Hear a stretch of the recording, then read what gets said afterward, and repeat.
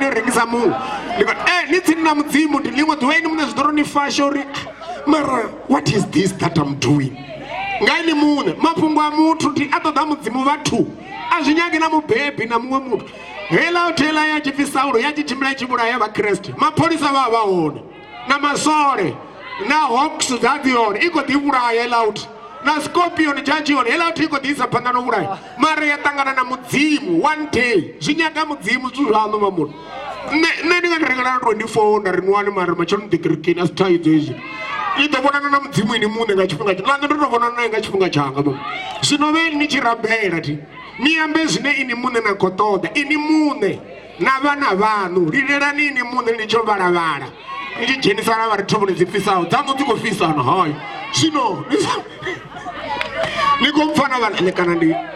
dzhie zwire na mushumo fhedzi kha zwine nda khou amba zwino ni shumele ni tshi rabela ni ambe zwine ini muṋe na khou ṱoḓa na vhana vhaṋu dilileleni only full stop zwino ri ndi ni vhudza uri wai magula vha tshi vha na tshelede badi ndi nṱhani uri a vha ngisaini a vha vhalavhali vha tshi rabela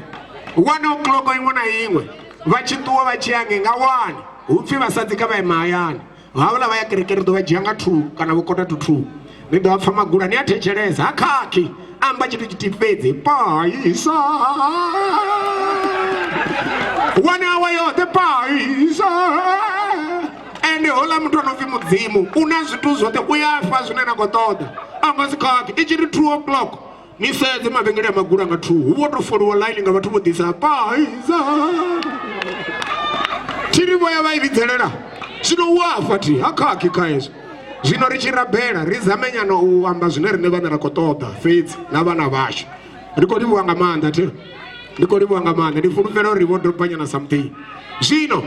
issue ya magula I come now with the last kick of the day issue ya magula a thi tsha ṱoḓesa u ambesa nga hayo ngauri na zwidaela zwo no zwi vhonavho uri khakhathi o vha a right mafhungo ane nda khou amba ngaho zwa zwino khe mara haya kana ni a ri u rongosa mathomoni he vhukati ni tshi ḓani vho uri ndi right zwi kha vheni vhanu zwino i pfani kha heḽinoni shango one day and very soon a zwi tsha ḓo dzhia miṅwaha minzhi minzhi vhana vha vhana vhashu vha ḓo kwasha statue tsha Nelson Mandela zwino hoṱhe hone nda tshimbila hone ndi tshi amba haya mafhungo vhaṅwe vha ya ima na nṋe vha ri hetshi ṱhanga hetshi tshi right ndi songo tshinyadza ndi mbo ḓi ri sure vhaṅwe vha ya ri hoyu wa vhalavhala ndi mbo ḓi ri sure wa i phinduliwa nga i tshi fana kha left na kha right muporofita ha ṱaṱi